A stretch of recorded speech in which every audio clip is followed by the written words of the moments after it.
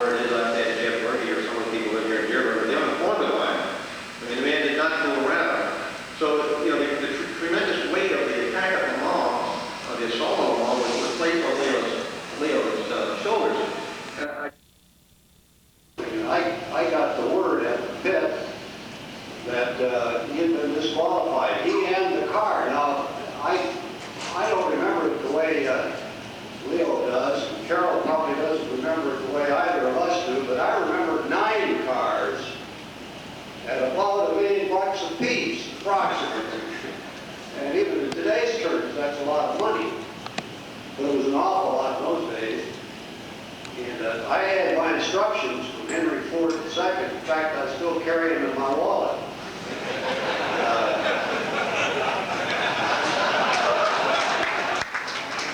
I'm not kidding. There's a little card. Henry written a letter to somebody having to do with the race. I guess they'd asked him to be an honorary judge over there. And he wrote, accepted, and then he, on the bottom of a copy of that letter, he scribbled, "You better win, H.F. Now that was lousy grammar, but I sure as hell understood what he was saying. And I had that. The gentleman I'd like to bring up is a gentleman who I met his secretary long before I ever met him. I started here, as I mentioned, in 1979. Was going to work for the Ford Motor Company Lincoln Mercury Division at Kenyon and Eckhart Advertising. I was here exactly 51 days when they had what we call Black Thursdays, when Kenyon and Eckhart resigned all the Ford business and went to work for Lee Iacocca and the Chrysler Corporation. This is before Carol was involved, so we had to say, oh good, we could work on Valaris, you know, those cars that rust while you sleep. Oh, they were neat, $49.95, you get a bench seat too. I mean, you know. And this is me after 8 years, you know, working with Ken and Rick and everybody in the Shelby American Automobile Club. I got to talk about cars that have dog dish hubcaps. Well, it was no fun. Another episode shortly after that was quite personal. I lived in Ann Arbor at the time, and I decided this was the first time that anyone else but Don Fry was to take the car on the street, and I drove it to Ann Arbor. And I noticed as I got about halfway there were a lot of cars behind me. They weren't passing me, and I wasn't going that fast. And this was quite a radical machine to have on the street in those days. And as I got closer to home, I found there were more and more cars. There were Corvettes, there were Austin Healey's, there were all kinds of cars following me. And I had to stop at the supermarket to pick up some things. So I pulled off the road and I went to a parking lot and I parked the car.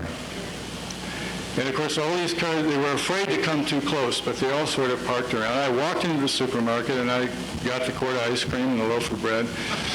And I could hear as I was walking through, everybody was saying, hey, there's a Ford GT in the parking lot. The guy was packing my groceries in the bag and they were talking about it.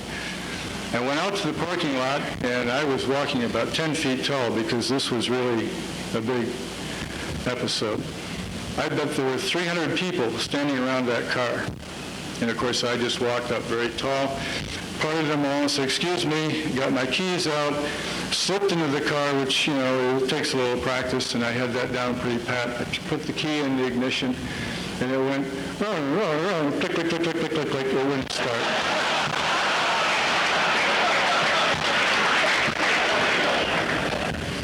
It's my pleasure this time, ladies and gentlemen, to present to you our leader, Carol Shelby.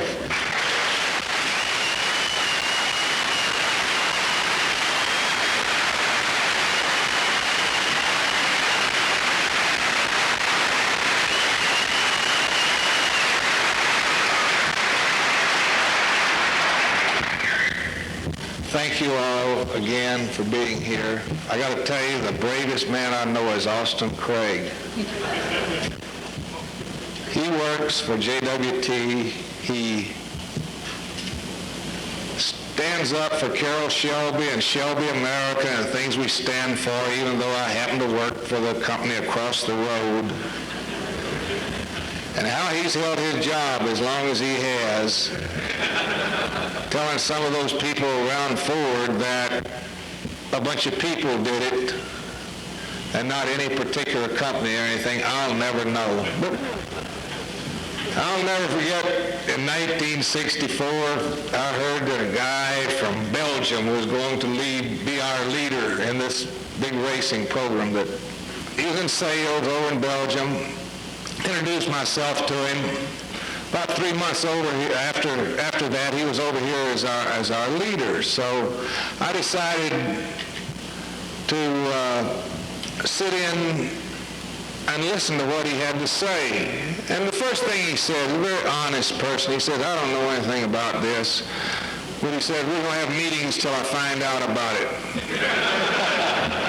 And I'm telling you, we had wonderful people were put together by all these meetings that Leo organized, that we won Le Mans in 66 and 67. And when I tell you, there's a lot of people involved, I want to tell you, it would not have happened without Leo Beebe. And I mean that from the bottom of my heart.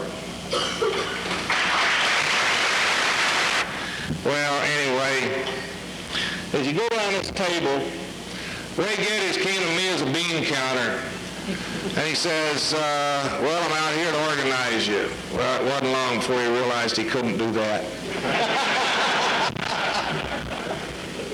But there was a great friend, Tony Webner, that passed away last year, but he came to me and said, Shelby, you moved to California, you got a divorce, you don't have a dime, don't you think it's time you got something going? I said, boy, I sure do. I don't know what the heck to do.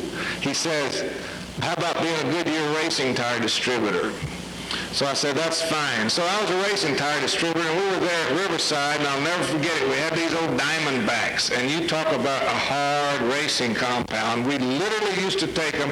They had 5/8 of an inch of rubber, and we used to take all but 2 30-seconds off, and I'd run a 200-mile race and never wear them out. We could have gone another 1,000 miles if we wanted to.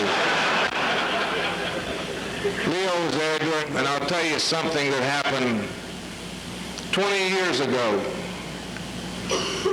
We wanted to build another car, and we didn't know how to build it. We knew that the 289 Cobra was 2 buggy springs tied down with a trace chain.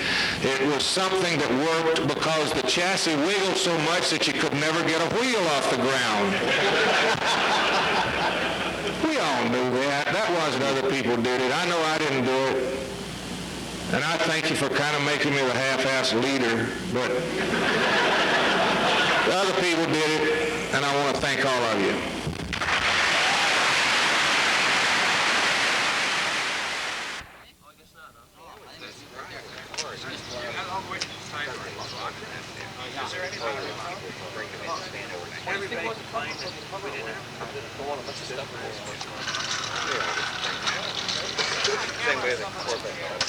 Pull it out some?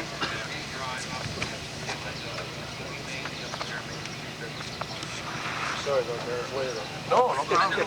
Pull this one up.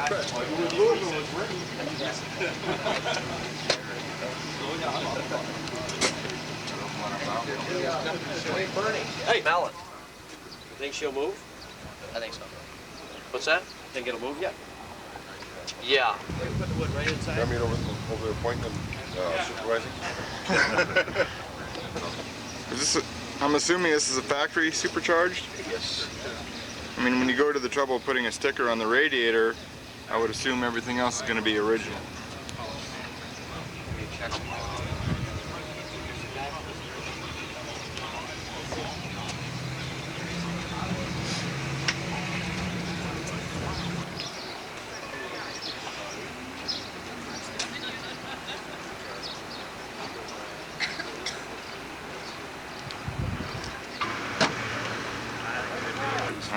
I guess we're lucky that the children got through it, you know, Without totally. bruising it too much. Oh, jeez, I called my wife. I forgot to get you the number. All right, I got you.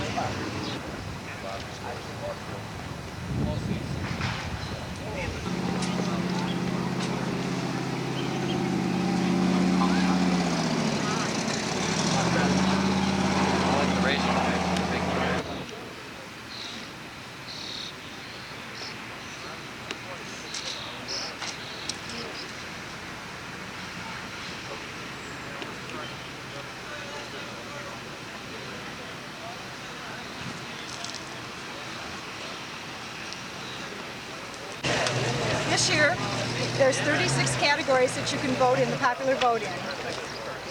And they give you this ballot when you register, when you show them your name tag. And all you have to do is take one of these little coupons over to the car of your choice. In this case, it's 415. Just tuck it right in here. Those are later counted and tallied. And the winners are determined based upon the number of votes. And it's very simple. You just make your choice.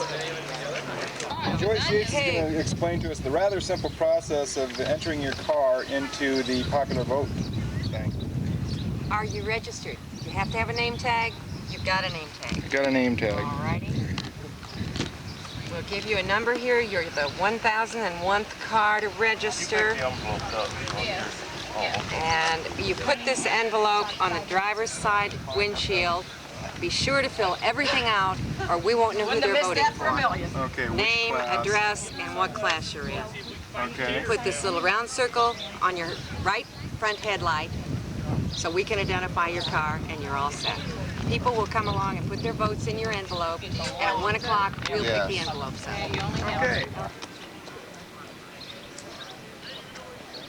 Nearly 500 cars were displayed in the popular vote show this year.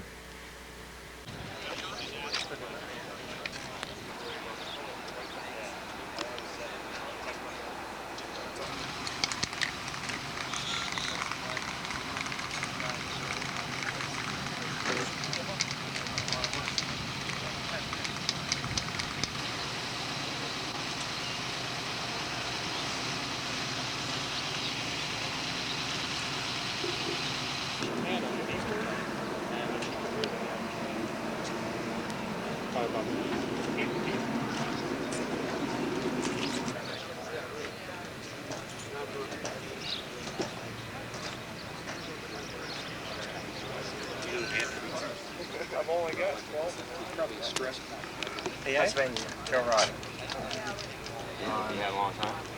Yeah, I've had it since 16 years. Oh. You had drag straps? What's the cat doing? He's not running his car. No. He's crashing. Oh, I didn't know. Yeah. That coconut.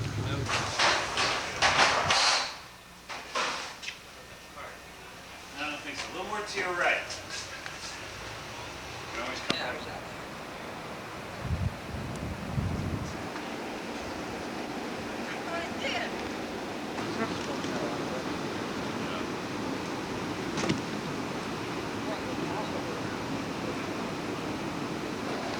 I've never seen it on a car, but he said his car has it, and he knows it's original.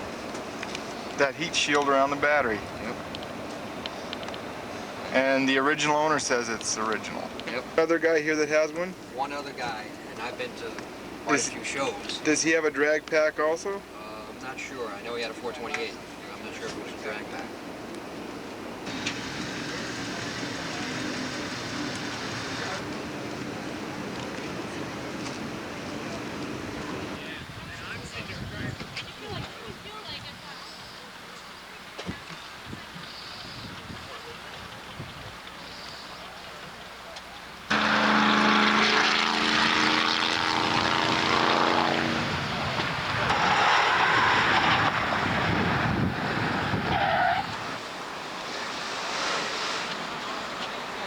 You gotta smile when you see that, don't you? Well, that's something.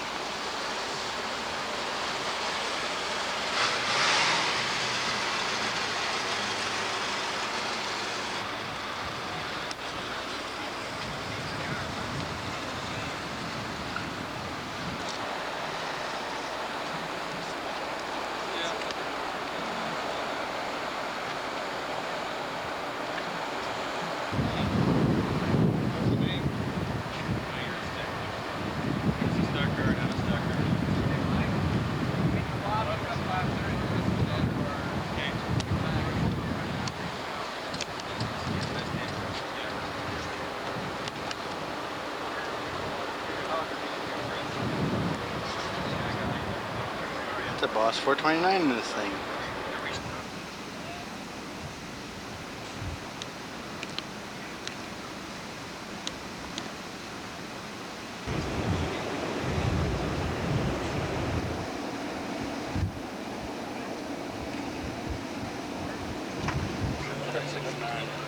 Probably look nicer.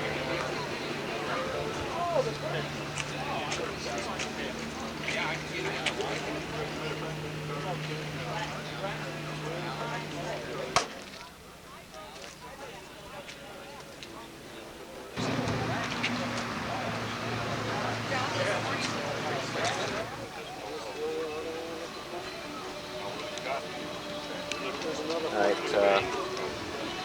this radiator cap and hose goes in. Radiator hoses are all right.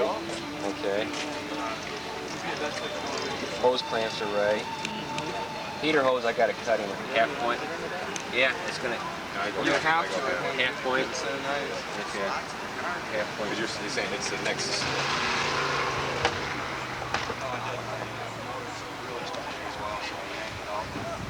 Took the tires off and put them on these wheels, and the rotors and calipers off and on this car. Oh, so you did party now.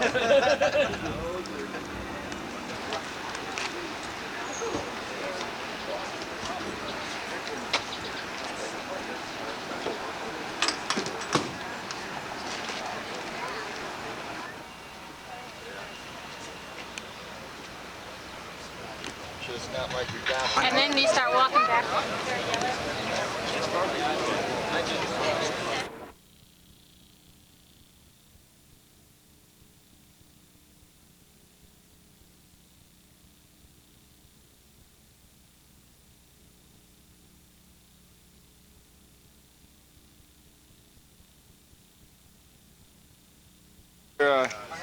Something new this year, isn't it?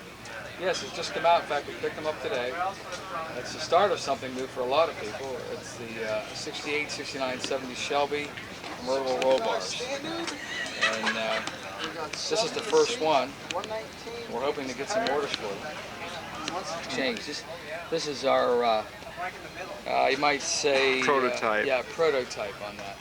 But it's going to be changed. It's just the first one. Okay, are you going to have the little clips up here? We're trying to find the manufacturer on that now. Have the 68 grill here now, or the molding. Right, grill moldings. These are new and they're made by the original manufacturer. We talked to them about redoing these. The only thing different about them is that they don't have the Ford wrapper on it. Other than that, they are exact. As I came with Lee, he bought one of these, the 6970, the hood edge molding. He said you just made them. Yeah, yeah. This is another one you're getting into, another reproduction. Right. This is yours exclusively? No, not really. A fellow in New Jersey is doing it, but so far we're trying to take all the production we can because we can't keep them in stock. Yeah, and it's an exact one, and you got the little clips. You just go through the hood and. Right. It's also galvanized back there. Oh, okay. So you're not going to have any problems with rusting or any of that. It's hand polished, and they are stainless steel, hand polished. Well, this one's got fingerprints. Do I get a discount? Yes, you do.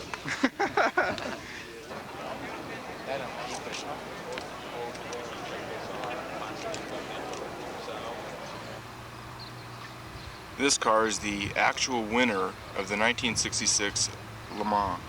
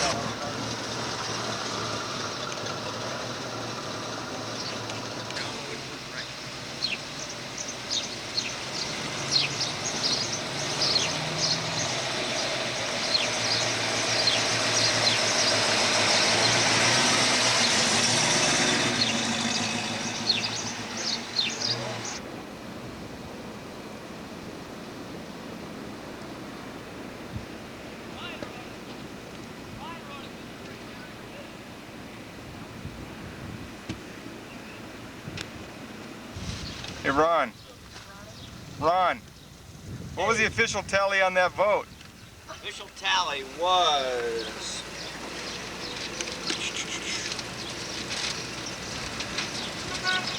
104 to restore it, 17 to paint it, and 271 to leave it like it is. All right, leave it the way it is. The vote is in.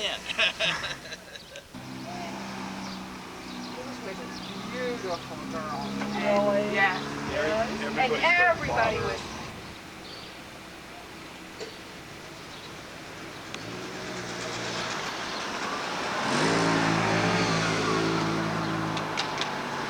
Here we have the 1966 Le Mans winning GT40 pulled by a taxi. I understand they're going to be taking it all the way back to Connecticut this way. At your Cobra ride. In the Howard Party Special. My concourse card off, though. The concourse card. First GT40 with the 289. This one is? Yes, this is the first year. Fifth one made. It's a 105 car, number 105. It's the other four had Indy 255 motors, aluminum motors. Yeah. This is the first one with a real Ford engine in it. Old Smith's gauges. And this is the driver's eye view. Yep. This car won its class in Le Mans in 1966. Which is some of the best history it's got. You got the shifter right here. At 6'2" and 245, it's rather difficult to be graceful getting out of one of these.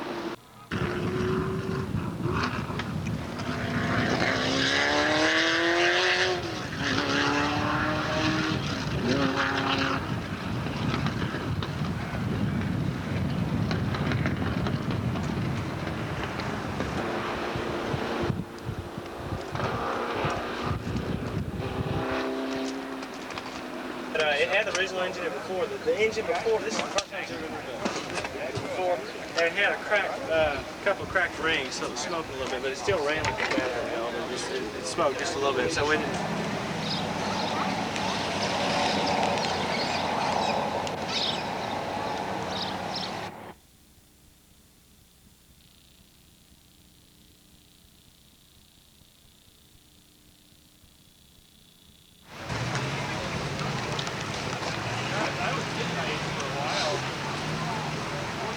Do we remember Julie from last year? Yes.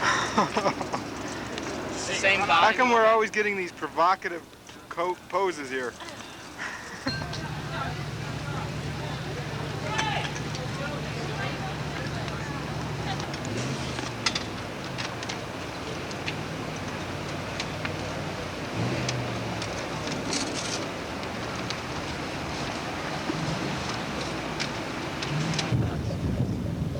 Well, I heard you telling him about the color. What was that? Changed at the dealership. It was changed at the dealership. The guy bought it from the original owner and he didn't like it when he got it, so he had painted that color. Okay. So that's not a regular production option. Nope. As if anything is regular production when it comes to these cars. I know, you see different things on every one of them.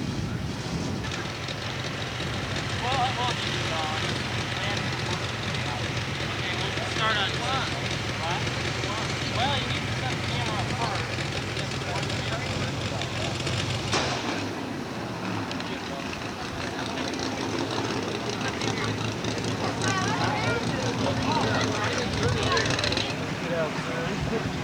Thank you very much, gentlemen.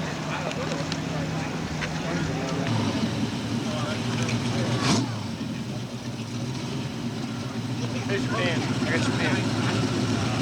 There. Hey man, listen, I'm serious, we owe you one hell of a favor, so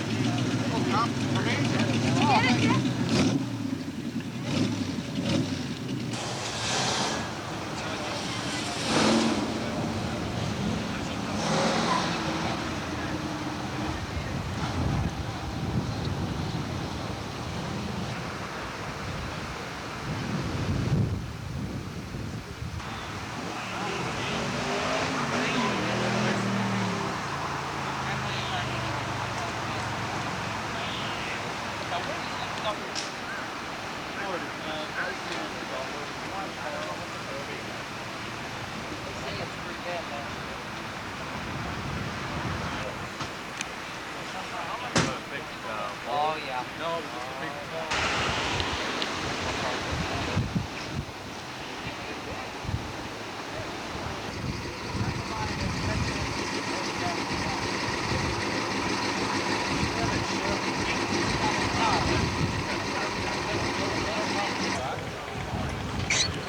Hey Jim, I understand you're the first person to have an accident in the vendor's parking lot. Yeah, we'll do anything for publicity. Yeah. Came down the hill and hit your trailer, huh? Just thank goodness there wasn't anybody in between. Oh man.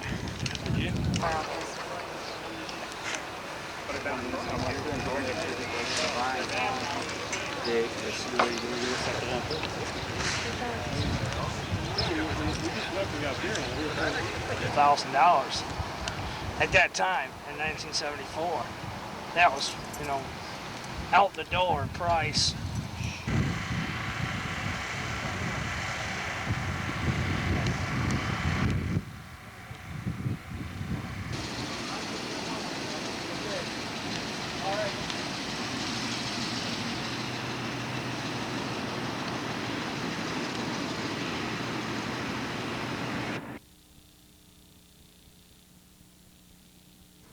While most of us were caught up in the final sights of the day, some of the more energetic SAAC gremlins were preparing for the closing ceremonies. Thanks to all of them.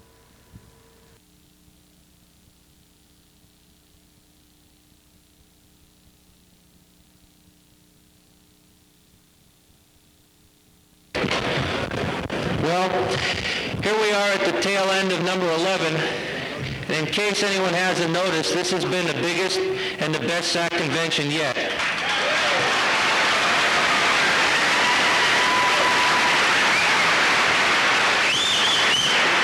I've been to a lot of events that other clubs have put on, and from what I've seen, there's nothing else like a SAAC convention.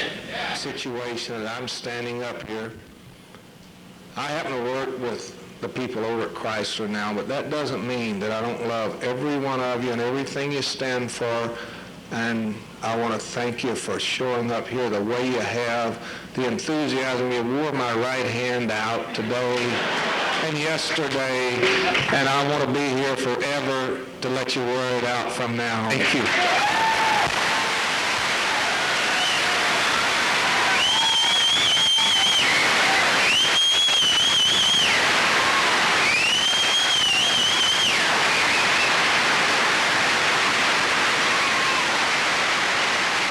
Well, we'd like to thank everybody for being here, and we'd like to see all of you, plus all of your friends, next year at Charlotte. Thank you. Well, did we all have fun? Yeah, we had fun. Wait, are we having fun? Uh-oh, let's see. Thanks, Carol. Thanks, Carol. Next year, SAAC 12 will be at Charlotte, North Carolina on July 2nd, 3rd, and 4th. For more information on this and the Shelby American Automobile Club, write to SAAC headquarters at 22 Olmsted Road, West Reading, Connecticut, 06896. See you next year.